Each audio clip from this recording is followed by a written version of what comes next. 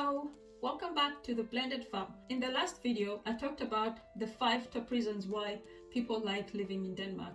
But in this video, I'm going to be focusing on 5 top reasons why people do not like living in Denmark.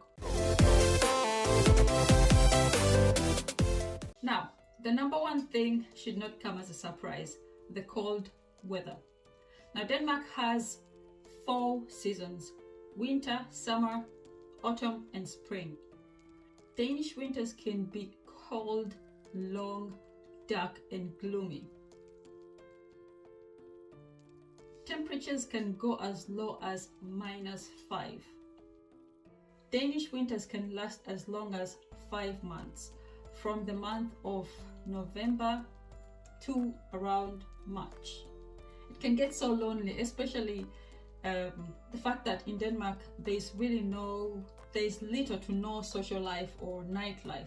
If you come from a country like Uganda or East Africa, where the cities never go to sleep, you can be shocked. If you want to experience nightlife in Denmark, you have to go to big cities like Copenhagen, and even still, there are few nightclubs, there are few pubs, there are few hangout areas, and on top of that, they close very early. Discos can close at around 12 or 2 o'clock latest, and at that time there's really no public transport. Trains and buses stop operating at midnight. So if you really, it makes it so hard. The way the Danish society is built, it makes it so hard for nightlife or social life. Most Danish people really just come from work to back home, spend time with their families. In Denmark, they have this this hygge thing, where you just at home, in winter especially, with your family, and just watch a movie. People just deal with the winter depression that way. Denmark is not for you if you're big on social or nightlife. The Danish people are just not built that way. They don't miss anything not having nightlife. The number 2 thing is tough immigration rules. Now, Denmark has some of the toughest immigration rules in Europe. Getting a Danish passport is very hard. Before you get a Danish passport, you have to get a permanent residence, and that is not very easy. Getting a permanent residence here in Denmark requires that you have lived legally in Denmark for 8 years, and of those 8 years, you have to have had a full-time job for 4 years. Now, part-time does not really count. So if you've had part-time job less than 37 hours a week, that will not count on your application. If you get your permanent stay, then you can apply for the Danish citizenship. That is not an easy test to pass. In fact, I hear it's so hard that even Danish people fail it. So you can imagine how tough it is. The third thing is fast-paced lifestyle. Now, life in Denmark is so fast-paced. Everything is on time. Everything has to be perfect and on time. Now, in Denmark, people have a lot of stress.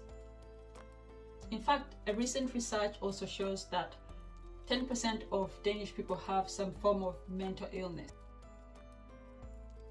Now, this coming from a country with some of the highest standards of living.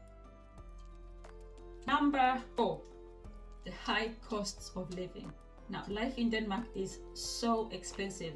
In fact, it's very hard to save money. If you come from a country like Uganda, where most people have this mentality of being self-sufficient, gaining financial independence, starting up a small side hustle, side business, forget Denmark.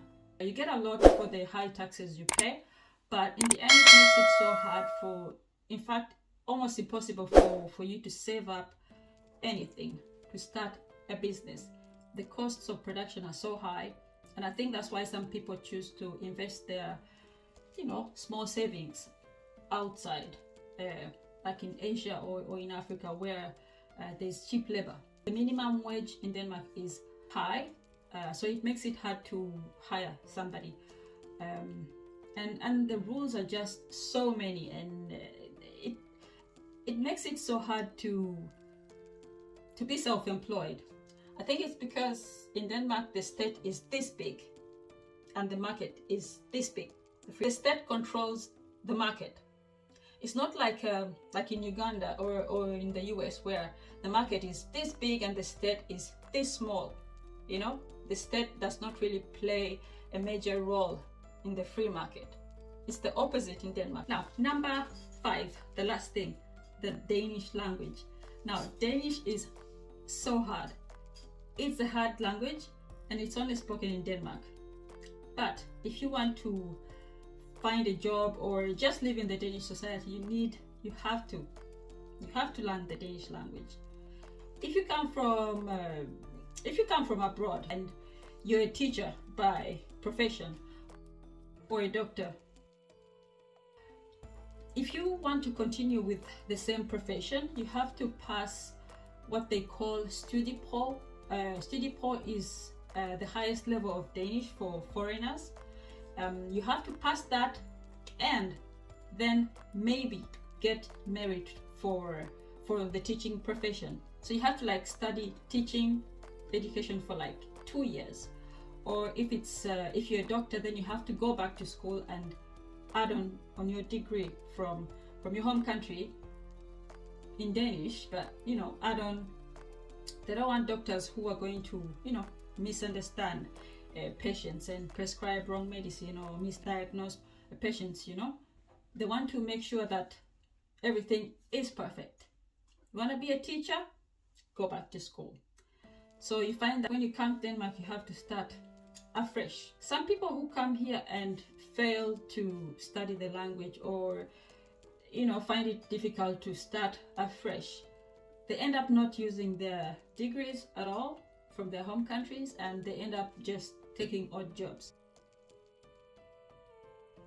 So those are some of the reasons why people don't like living in Denmark, or why they end up leaving Denmark after living here for a couple of years. I hope you guys like this video. If you like such kind of videos where I talk about life in Denmark, then comment down below, let me know so I can make more.